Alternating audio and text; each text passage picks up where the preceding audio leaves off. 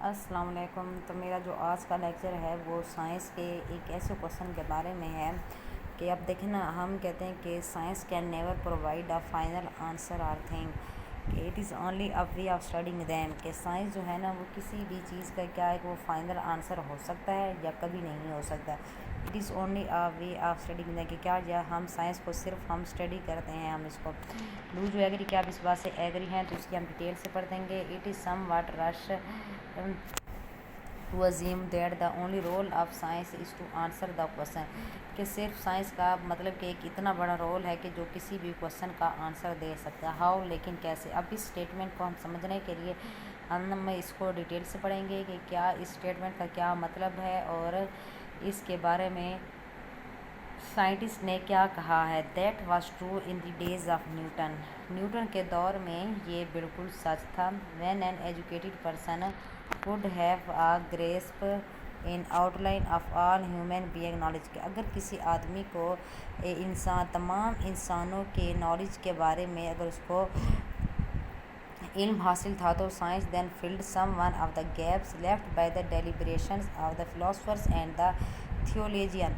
कि साइंस जो है then filled some of the gaps, उसने जो भी उन्होंने जानबूझ के फिलोसफर्स ने या थियोलॉजियन ने जो भी गैप्स छोड़े थे वो साइंस ने क्या कर दिए, फिल कर दिए। अच्छा, since then it has far outstripped the contribution of both. Philosopher has degenerated into historical study. Philosopher ने एक historical study degenerate की and has no modern contribution to make, और कोई भी ऐसी modern contribution इन्होंने नहीं उसमें हिस्सा लिया। and has no modern contribution to make. Theology has made no advance since the middle age. जो theology थी उन्होंने भी मिडल एज तक कोई ऐसी एडवांस उन्होंने हमें नहीं बताया। Has made no advance since the middle age. The mantle of seeking answer to man's most fundamental question has fallen on science. Whether these question will ever be answered is an entirely different matter, but there is no other way ahead, so the topic statement is a fundamentally wrong.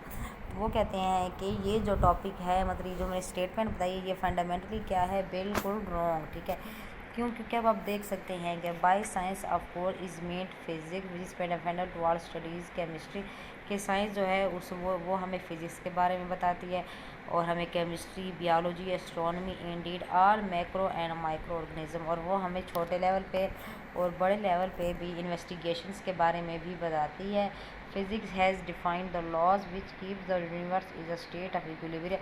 Physics के अंदर हमें ऐसे law बताए जाते हैं कि ये जो यूनिवर्स है ये कि एक स्टेट ऑफ इक्विलिब्रियम की फॉर्म में है।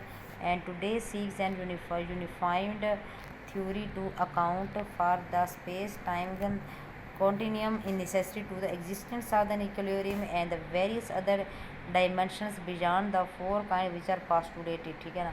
अब फिज़िक्स जो है वो हमें एक ऐसे लॉ के बारे में बताती है कि जो हमारी जो यूनिवर्स है वो एक स्टेट ऑफ इक्विलिब्रियम के फॉर्म में। So science moves towards the first philosophical question. जो साइंस है वो हमें एक पहले फिलोसफिकल क्वेश्चन की तरफ लेकर जाती है। Is there are unified theory, क्या ऐसी कोई थ्योरी है, और events ultimately random. The answer to this question if ever found leads to the far more fundamental question to what extent if any ID God the creator जो है हमारे limited by his own creation, अगर वो अपनी creation तक महदूद रहे।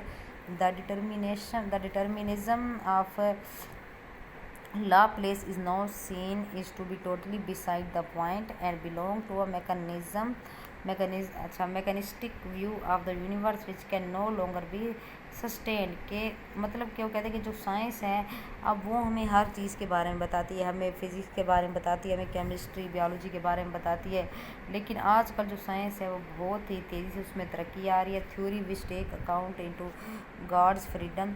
अच्छा, अगर हम ये देखते हैं कि it is interesting that where is the old scientific determinism either limited to the creator function और। अच्छा, देखते हैं जो मतलब कि ना जो ओल्ड साइंस थी ना वो क्या डिटरमिन करती थी, वो कहती वो ना सिर्फ क्रिएटर्स के फंक्शंस तक महदूद रहती थी। ठीक है ना। The creator as a totally detach from his creation, जो क्रिएटर थी वो टोटली डिटैच थी क्रिएशन से। ठीक है ना।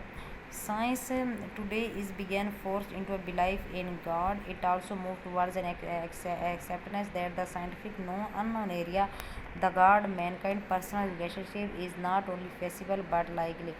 अब जो साइंस है वो ये नहीं कि वो सिर्फ क्रिएटर्स की जो चीज़ें बनाएंगी सिर्फ वो उस तक भी महदूद नहीं है, बल्कि साइंस जो हमें आसपास चीज़ों के बारे में भी बताती है, लिविंग थिंग्स के बारे में बताती है, हमें मैक्रो और माइक्रो ऑर्गेनिज्म के बारे में बताती है। तो साइंस जो है ना वो उसका एक वास्ट रिलेशनशिप है हमारे और इन्वायरमेंट के साथ, ऑर्गेनिजम्स के साथ। तो ये कहते हैं कि जी जो ये जो हमने ऊपर स्टेटमेंट्स पढ़ी है वो ट्रू नहीं है, ठीक है। All that is on the local scale, हर चीज़ जो है वो एक लोकल स्केल पे है। On the grand scale the creator may or may not allow the discovery of unified theory of the universe which will provide answer to supplement rather than displace the answer already provided by the higher religions, ठीक है। तो जो भी है मतलब अब वो कहते हैं ये जो स्टेटमेंट है वो किसी हद तक ट्रू नहीं है, क्योंकि साइंस जो है उसके अलावा जो साइंस है वो हमें सिर्फ क्रिएटर्स के बारे में बताती है नहीं।